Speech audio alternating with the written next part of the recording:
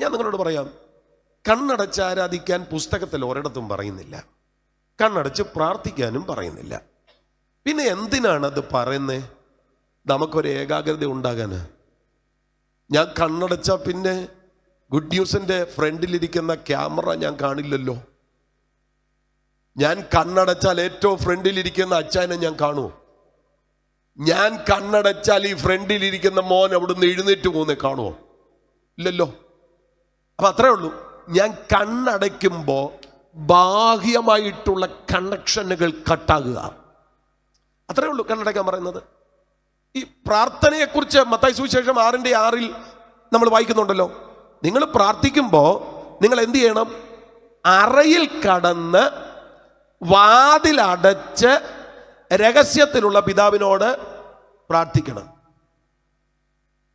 വാസ്തവത്തില് when you pray, നിങ്ങൾ പ്രാർത്ഥിക്കുമ്പോൾ, ഒന്നുകൂടെ പറഞ്ഞാൽ, നിങ്ങൾക്ക് അങ്ങനെ ഏകാഗ്രമായി പ്രാർത്ഥിക്കാൻ ഒരു അവസരം കിട്ടുമെങ്കിൽ നിങ്ങൾ പ്രാർത്ഥിക്കുമ്പോൾ എന്നാ ചെയ്യണമെന്ന് പറയുന്നത്? അറയിൽ കിടക്കണം. അത് എനിക്ക് വളരെ ഇഷ്ടപ്പെട്ട ഒരു ഇംഗ്ലീഷ് പരിഭാഷ എഴുതിയിരിക്കുന്നത്, go in to your innermost chamber and be alone with Father God. ആ ഇന്നർമോസ്റ്റ് ചേംബറിനകത്തേക്ക് പോകുക. വേറെ ചില പരിഭാഷകളിലൊക്കെ പറയുന്നത് go in to a room alone and close the door.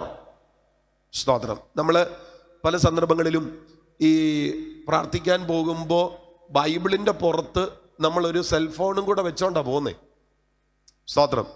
പ്രാർത്ഥിച്ചുകൊണ്ടിരിക്കുമ്പോൾ തന്നെ ഇതൊന്ന് എടുക്കുകയാണ് വെച്ചാൽ, പ്രാർത്ഥിച്ചുകൊണ്ടിരിക്കുമ്പോൾ തന്നെ നമ്മളൊരു 10 പ്രാവശ്യം അതിലെടുത്ത് നോക്കും. അന്യഭാഷ പറഞ്ഞുകൊണ്ട് തന്നെയാണ് നമ്മൾ വാട്സാപ്പ് തപ്പുന്നത്. എന്നിട്ട് നമ്മൾ പറയുന്നത് ഇതാണ് പേഴ്സണൽ പ്രെയർ. 1.5 മണിക്കൂർ ഞാൻ പേഴ്സണൽ പ്രെയറില്ല, പക്ഷേ 1.5 മണിക്കൂറിൽ 1.25 മണിക്കൂർ വാട്സപ്പിനകത്തായിരുന്നു.